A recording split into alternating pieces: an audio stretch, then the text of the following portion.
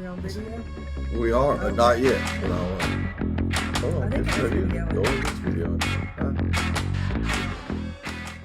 Hi folks, Ken Rust here with Enterprise Aquatics, and today I'm with Hannah Johnson, and she's the agri-science teacher at the Louisiana School for the Deaf and Visually Impaired here in Baton Rouge. So Hannah, tell us about the school here, what its mission is, what activities you have going on, and how agri-science relates.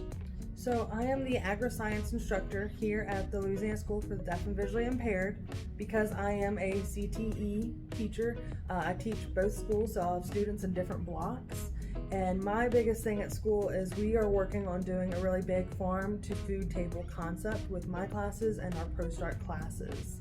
So really that's been a huge focus this year for me. So you have a lot of expansion going on here. I saw you've got a barn under construction, you've got your chicken tractor outside, you've got rabbits. What other things do you have going on? So this year we actually added on the aquaponics, and we have the aquaponics, the hydroponics, Dutch buckets, a whole 9 yards.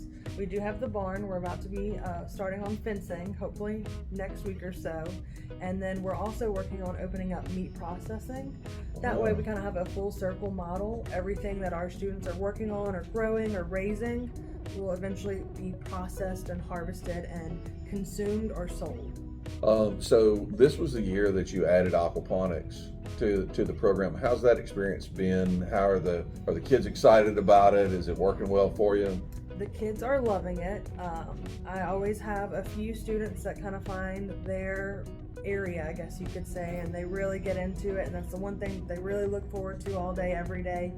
But I find a lot of the kids enjoy the fish, they enjoy the plants, and almost every single student, if not all of them, love all of the produce. We have been over our heads in lettuce and herbs and spinach and different things, and I think they've all really enjoyed having salad bars, celebratory lunches, and food that they can bring home or bring back to the dorms. What are some of the considerations you're working with and teaching these students, and they've got different disabilities? What accommodations do you make working around agriculture and the aquaponic system? So setting up that room is when we really got to focus in and think about how to make this the most ideal setup for both communities of students and any student really. Last year I had a student in a wheelchair, so that's something I had to keep in mind. With the deaf and hard of hearing, I wanted to make sure that they could get on the opposite side of different systems where I could sign and explain things to them and they could see the actual plants or see the fish and see what we're talking about. So we do not have any of our systems really on the walls, or we try to avoid that. That way we can go all the way around it. It makes it easier for transplanting and harvesting and really just seeing everything. A few other things that I think they've really enjoyed is being able to see everything in action, to do the water quality test, to see the different effects on the plants.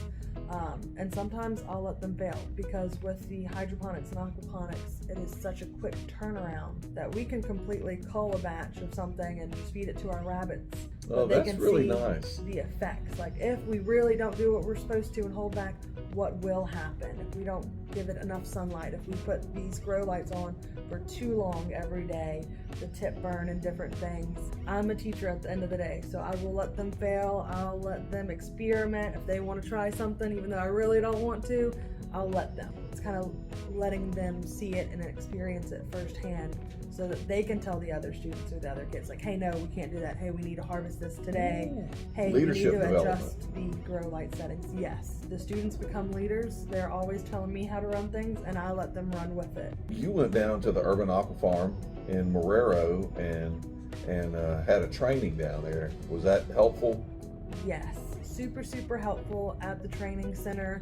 We not only kind of sat down in a classroom setting and got to talk about it all, but we went out and actually messed with some of your systems, I believe, and we got to do all the water quality tests, to feed the fish, to harvest, start seeds. I got to find out about some really cool tools and resources that I most definitely ordered as soon as I got back to my school, and that our students now use. What all have you been able to grow in the systems? So far we've done, I want to say at least 6, maybe more different varieties of lettuce, spinach, basil, cilantro, some tomatoes, really a variety. I've kind of been experimenting with different things, but we've really stuck a lot with the different types of lettuce, just because we also have a greenhouse on campus, so we have produce, and I find salad bars are one of the easiest and nicest things to kind of reward and motivate our students and kind of take the stress off of everything going on.